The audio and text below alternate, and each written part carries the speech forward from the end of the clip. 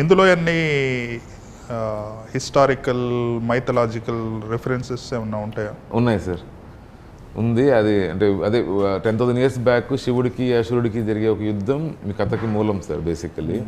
అదేంటి, శివుడికి ఎవరికి? అంధకాసురుడు అనే ఒక అసురుడికి జరిగే రాక్షసుడు జరిగే యుద్ధం వచ్చి ఈ కథకి మూలం బేసిక్గా. That is the seed of the story. అది ఏంది అనేది మనం సినిమాలో చూడాలి. సినిమా చేసేటప్పుడు ఏమైనా ఎక్స్పీరియన్సెస్ జరిగినాయా? స్ట్రేంజర్ థింగ్స్ నాకు జరగలేదు ఈ సినిమా చేసినప్పుడు.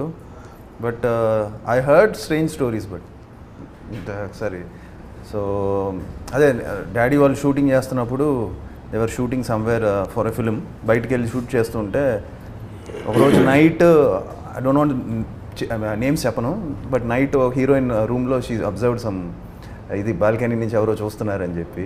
సో కట్ చేస్తే నెక్స్ట్ అమ్మాయి చాలా గట్టిగా అరిచి అంతా చేస్తే, సో మళ్ళీ అంతా సెట్ చేసి next day morning they came to know it's a graveyard, that hotel, the whole resort. So వాళ్ళు అక్కడి నుంచి జంప్ అయ్యి, సో ఇలాంటివి డాడీకి చాలా 2-3 జరిగాయి. ఒకసారి హోటల్లో ఎవరో పడుకుంటే ఆ ఫ్లోర్ అంతా ఫ్లోర్ ఇది అంటారు కదా, ఏమంటారు, హాంటెడ్ ఫ్లోర్. సో అక్కడ సడన్గా నైట్లో ఎవరో లేచినప్పుడు సడన్గా ఇక్కడ కూర్చున్నట్టు ఏదో ఫీల్ అయ్యారంట. సో ఇలాంటి కథలన్నీ నేను విన్నాను. బట్ ఐ ఫీల్, నా పర్సనల్ ఒపీనియన్, ఐ థింక్ అది దెయ్యం అనేది లేదని.